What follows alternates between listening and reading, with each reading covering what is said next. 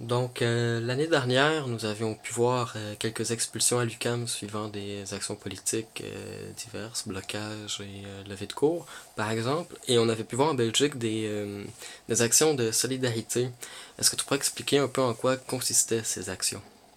Ok, donc comme 2012 a beaucoup marqué des délégués du mouvement étudiant belge, il y a toujours eu des délégués étudiants belges qui regardaient plus ou moins de près ce qui se passe au Québec. Et lorsqu'on a vu qu'à l'UQAM, il y avait une répression politique qui s'opérait contre des délégués étudiants, qui soient élus ou militants, pour des faits qui remontaient quand même à plusieurs sessions avant, on trouvait ça vraiment absurde. Et c'était quand même assez explicite au niveau de il s'agit d'une expulsion politique et pas vraiment d'ordre disciplinaire.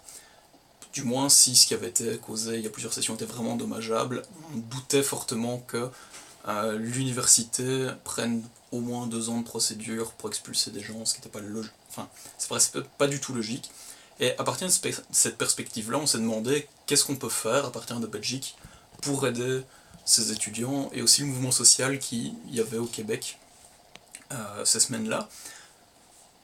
Globalement, c'est pas ici qu'on allait pouvoir faire des actions de blocage économique, ça n'avait pas de sens.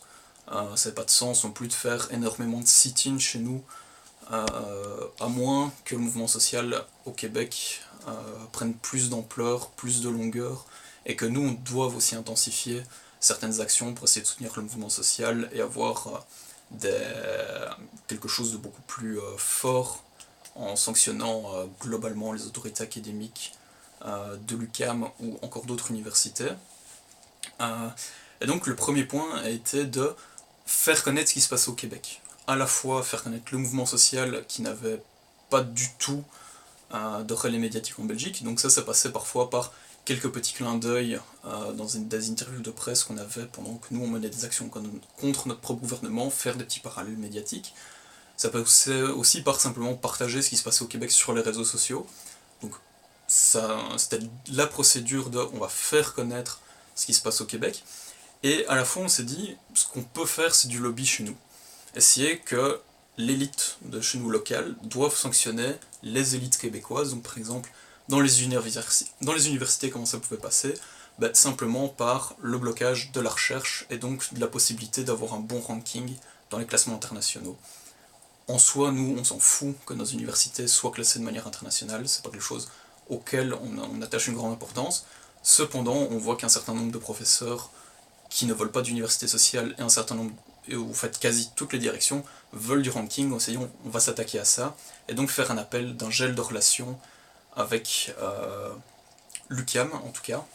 C'est ce qui était très clairement ciblé à l'époque. C'est ce qu'on appelait un gel de relations académiques avec l'Université de Québec et Montréal, qui concernait surtout la recherche. On voulait sanctionner le moins les étudiants, donc on voulait surtout s'attaquer au secteur de la recherche, même si ça l'ennuyait des chercheurs avec qui on pouvait bien s'entendre. Il n'y a pas eu de blocage effectif qui a été fait. Par contre, au niveau de beaucoup d'assauts étudiantes belges, il y a eu un débat. Même des assos plutôt de droite ont accepté à l'unanimité de voter pour un blocage des relations avec l'UQAM.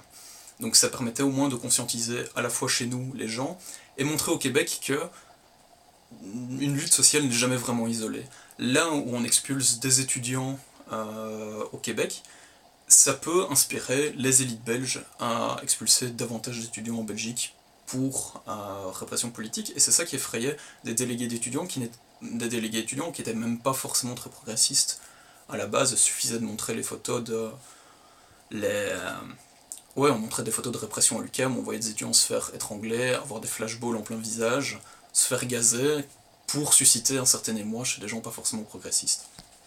Euh, Après, ce qu'on avait fait aussi, c'était des lettres directes envers les étudiants québécois pour expliquer comment en Belgique on voyait le mouvement québécois, afin de légitimer un peu ce mouvement et montrer que on peut sortir d'un isolement et que toute lutte sociale peut être intéressante.